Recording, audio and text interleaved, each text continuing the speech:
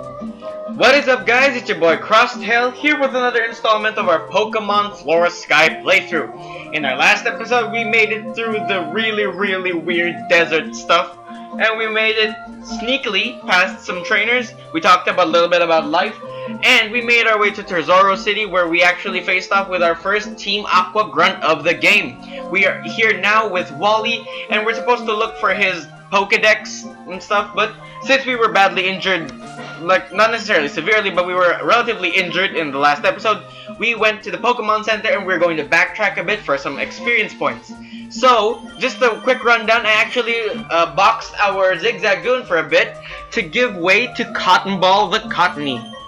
I feel like Cottony will be an amazing team member. Well, we'll see. If I'm not mistaken, Cottony needs a specific stone to evolve, but so does Lotad, and that was going to be one of my main concerns with regards to picking up a grass type. So we'll see how that plays out. We'll circle back. What is this place?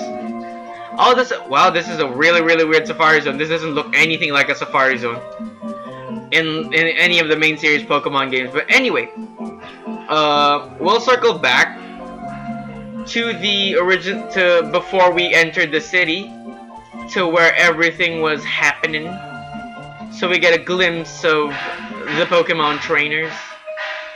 So we'll get some experience points for our Cotton Ball.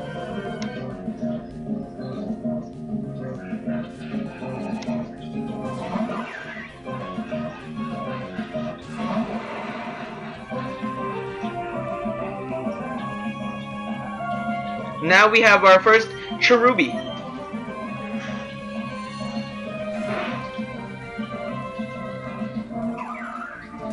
Wow, that was a critical hit, and that went off without a hitch.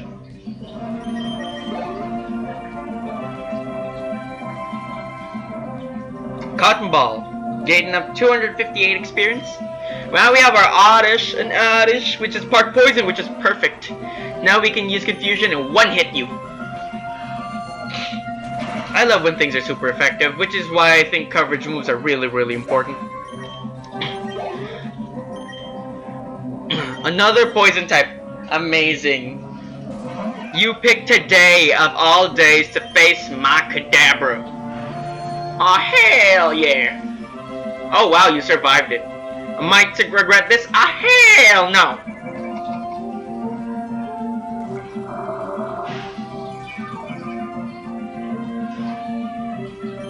So for today, or for this episode, what do I want to talk about?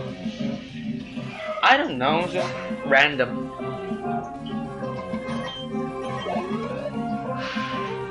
You guys have never seen my face, so you probably don't know what I can and can't do physically. I don't know. I'm gonna think of something. Probably gonna pick off a specific point that's mentioned here and go off that as a tangent. I feel like one thing that you guys can pick up from my personality through the video so far is that I really like going off tangents. That's how much of a scatterbrained storyteller I am. I am the borderline. Not the borderline. I'm the textbook definition of the meme of how others tell stories and how I tell stories.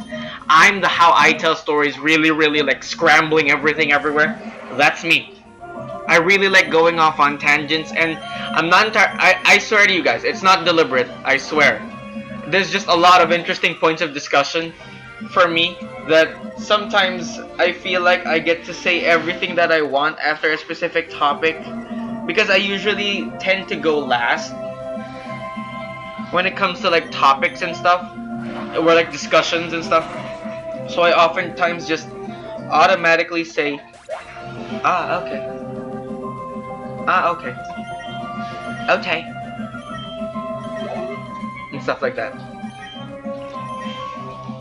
Then after I say something or after I say stuff, I automatically go off on a lot of tangents. So if you just give me 5 minutes to talk, I probably wouldn't be able to get everything out. Everything of what I wanted to say on that particular line of topics or what I'm thinking of.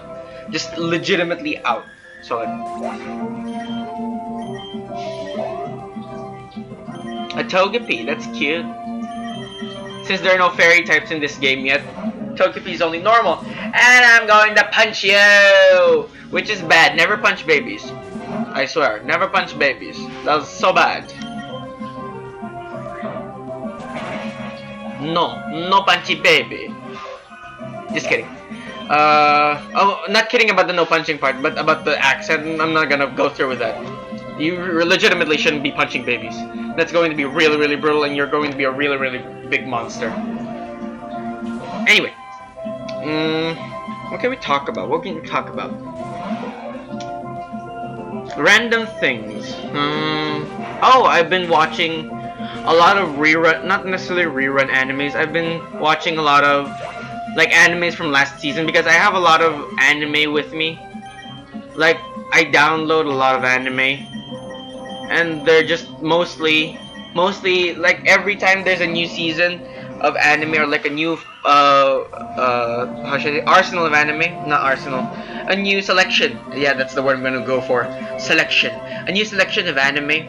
Then a lot of anime episodes I don't necessarily tend to get to watch during that season. Probably is like a thing that you should know about me. I like to download a lot of anime. I like to keep a lot of anime episodes with me, but I don't necessarily watch them during that season. You're going to watch me. You're going to see me watch those types of episodes like 2-3 seasons after the episode or the anime has actually aired. So like anime such as Fruits Basket, anime such as Log Horizon. Well, Log Horizon I've watched before. I've rewatched it just now in time for the new season. If you guys aren't like an avid subscriber to anime or an avid watcher of anime, Log Horizon has now entered its 3rd season. So I just recently rewatched the first 2 seasons, all throughout the break before the start of classes.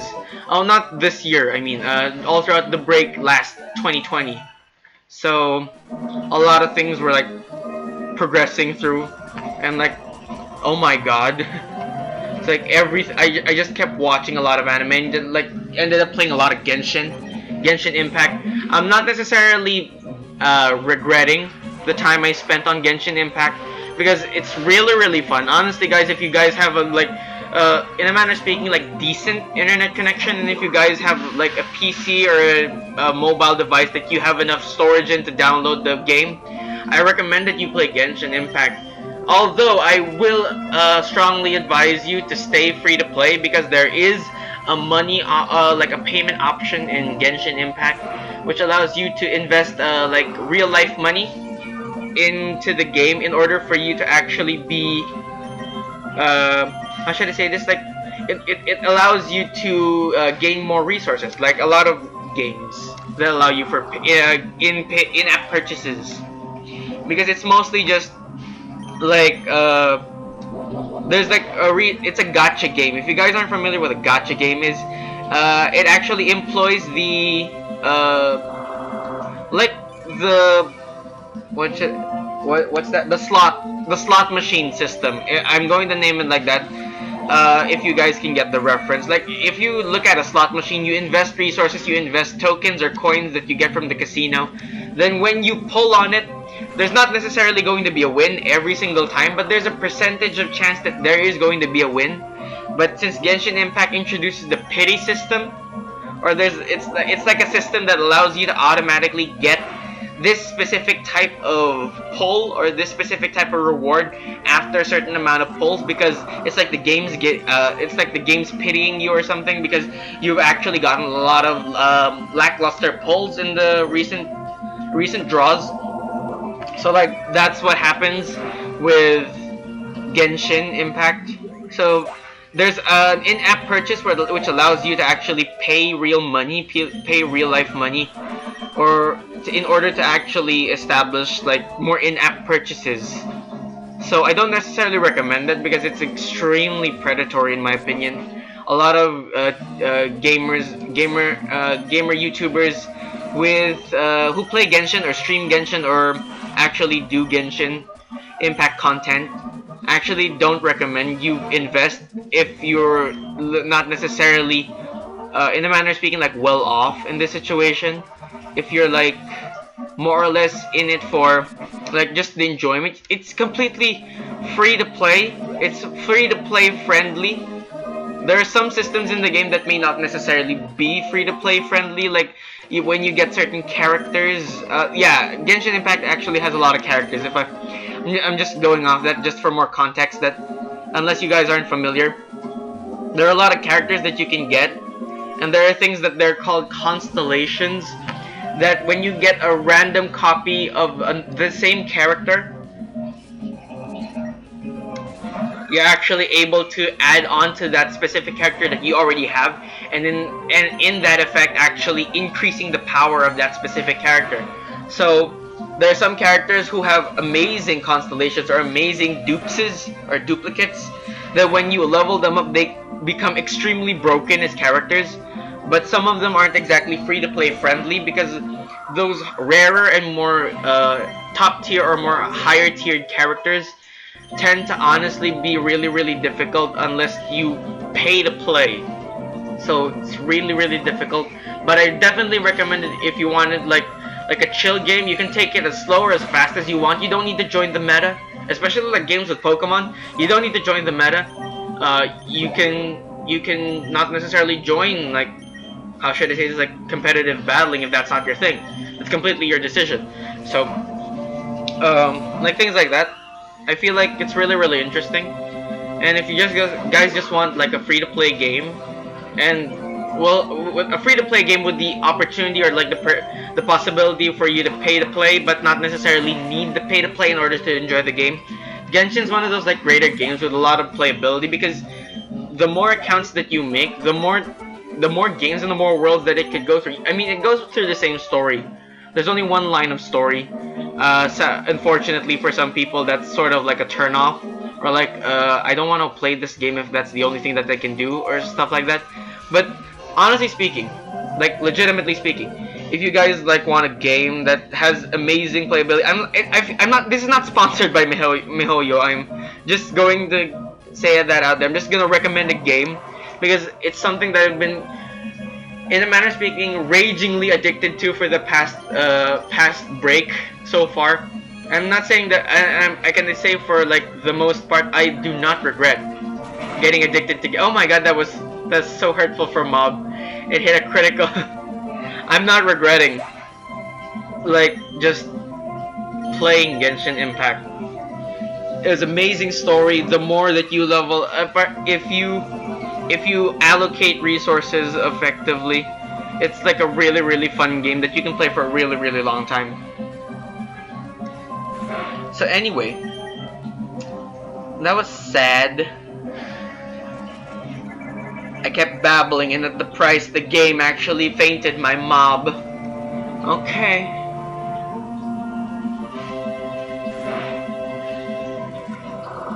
Okay, you're still alive.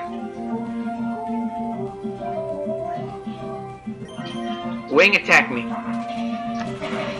Nice.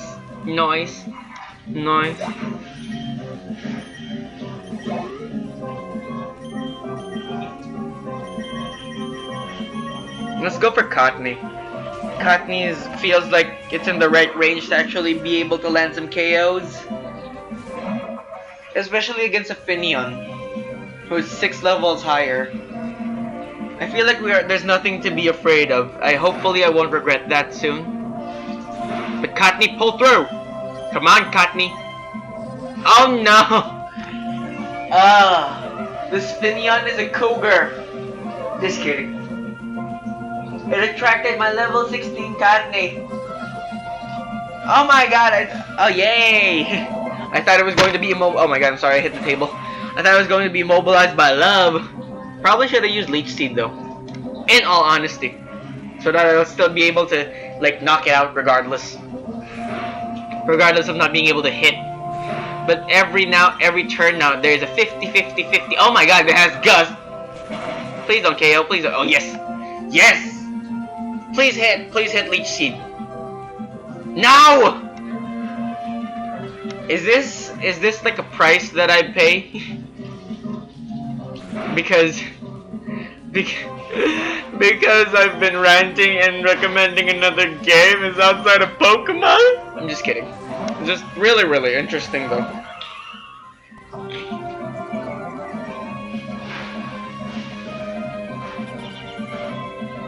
Let's just go for it. You can't use attract on me, buddy boy.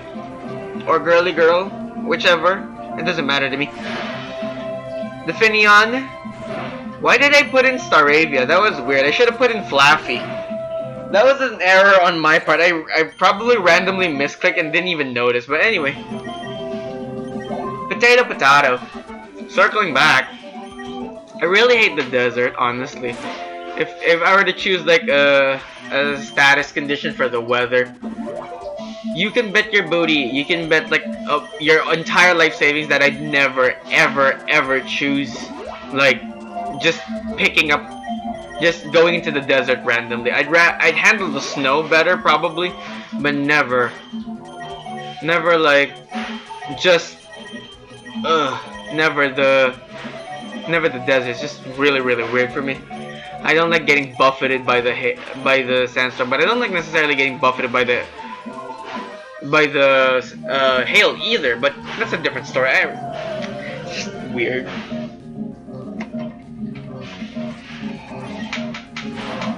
Oh, Gligar. Oh my god, wow, that's weird. Ground flying, and I'm gonna use a confusion on you. Please go down. Oh my god, it's a poison sting. Please don't poison me. Of course. Bag it. Okay. Okay then. Use confusion. I'm sorry, I'm just rambling. I legitimately did not prepare any specific topic for this.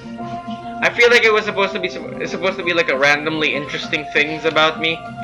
That was going to be my peg going into recording this video, but then I realized that you guys probably don't want to hear a lot about me. So let's just focus on the Pokemon. Pokemon be the highlight of this entire series. We don't have a counter for like electric types yet. Probably we should get a ground type, because our water type isn't going to be effective. We could get like a ground move, but I'd recommend like a ground type. Oh, we do have the Trapinch. I feel like Cottony could be like a swap it for that. If like worst comes to worst, I'll probably take out Fluffy and just leave in Mob, because Alakazam is just that much better. But I really do love Ampharos though. If you guys want to know why I love Ampharos, you guys can watch Sluroy's videos, and you can tell me, I'm not going to tell you which specific video, but I'm going to pinpoint that it's Sluroy's videos that made me love Ampharos. I'm just saying. If you guys want to look them up, you can look them up.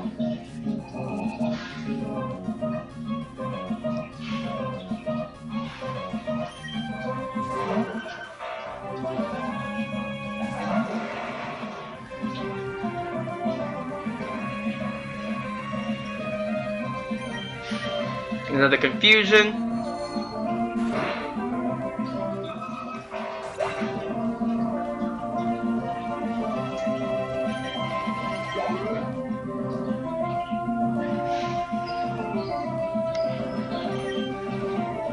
A Poniard. Let's go for Natsu.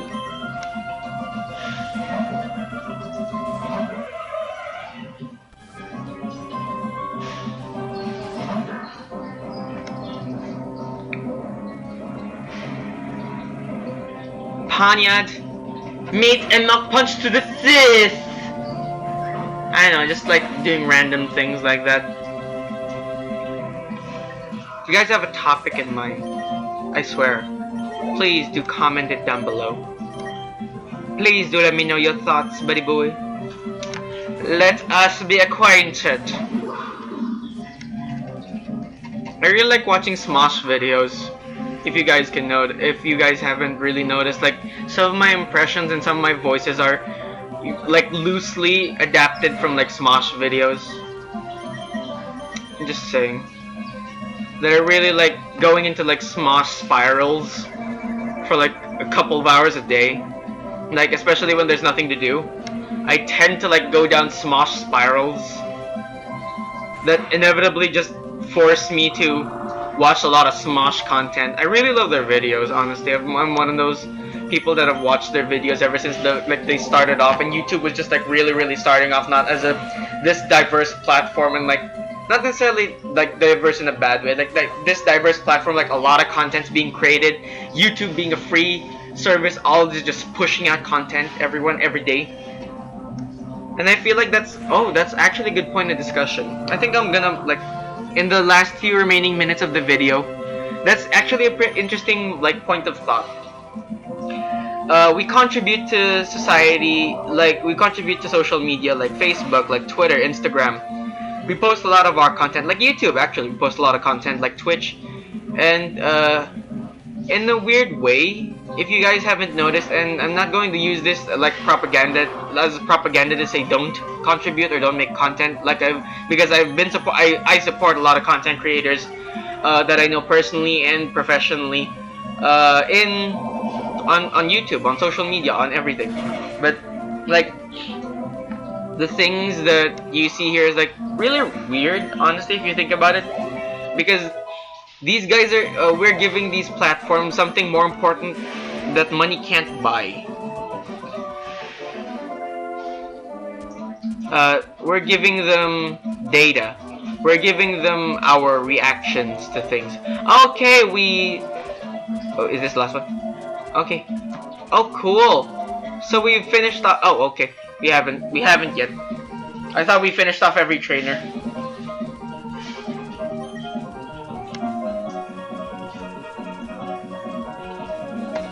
Let's go.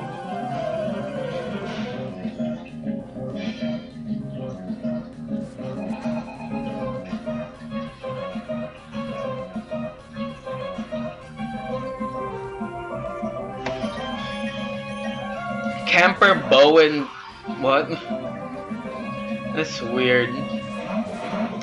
Oh, you have a Gibbo. Why did I say Gabite? You have a Gibbo.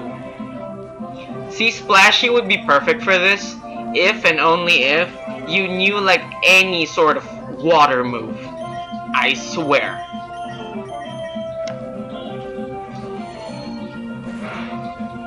Wow. Yo! Haha, you missed. You may not be buffeted by the sandstorm, but mind you, I have the power! He-Man!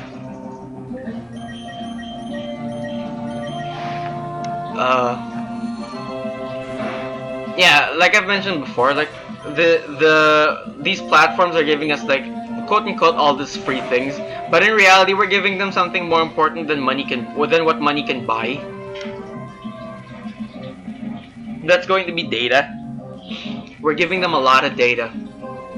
Every time we push out content like videos, we push out content like tweets, we push out content like pictures on Instagram, pictures on Facebook, posts on Facebook. Every time we share, every time we help another person or another content creator get more views, get more likes, get more reach in general, a lot of that tends to just stem off the fact that, oh my god, we're contributing to this economy of data mining. It's a data economy now. Like, without you being at the forefront of using that data or maximizing that data, which is why data scientists, in my opinion, are really interesting people and really important people in this day and age. That they're going to give you a lot of insights into how you use resources, how you use like the reach that you have, the following that you have, and maximizing that. That's a really interesting thing to pick up for data scientists. If you guys want, honestly, if I had the opportunity to like reorient my program, yeah, data mining and data scientists and data programming is really interesting for me. I want to sift through that's probably a weird thing to say, but I want to sift through a lot of data because it helps me get into an insight of how people think and why people think, and in reality it actually shows us how powerful data can be.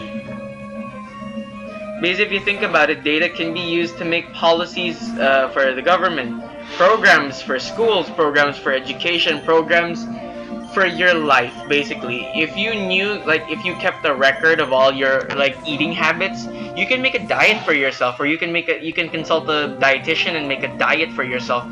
They'll be in line with your busy schedules, with your other affiliations, with the time constraints that you may have, like quick bites or stuff like that. It's like really, really interesting. This is why a lot of data scientists rely on data mining. A lot of data scientists rely on people tracking themselves. It'll be so difficult, honestly, to track all this data. This is why like software, computer scientists, and data scientists are like really important in my opinion. But strangely enough, like there's an oversaturation of them, but all they're doing or all they're getting to is like they're not getting their money's worth. I swear to you. That reduces speed, I'm not gonna take it. I swear. They're also overworked and underpaid. Not just the frontliners, but I forgot, I didn't pick up the name of the girl. It was like Picnic or something. Then Camper Bo. Camper Bo is the only one that I like was able to pick up on. Okay, so we finished off all the trainers from Route K. And we also finished off all the trainers in the desert. Okay then.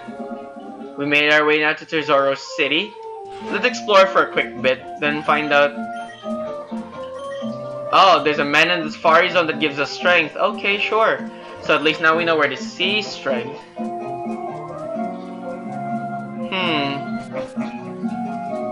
Probably we'll explore Turzoro City in the next episode because there's a lot of ground to cover.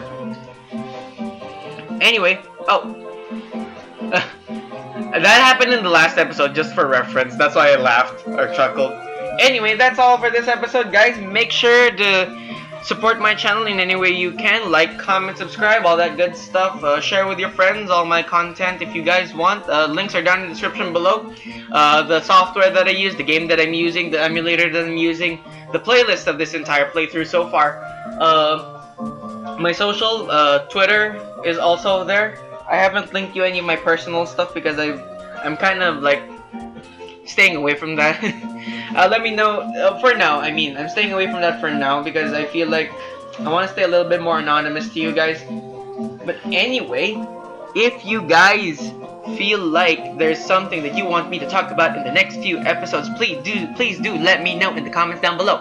If you guys have a particular advocacy, please do let me know. And that is my telephone, and I will see you guys all next time.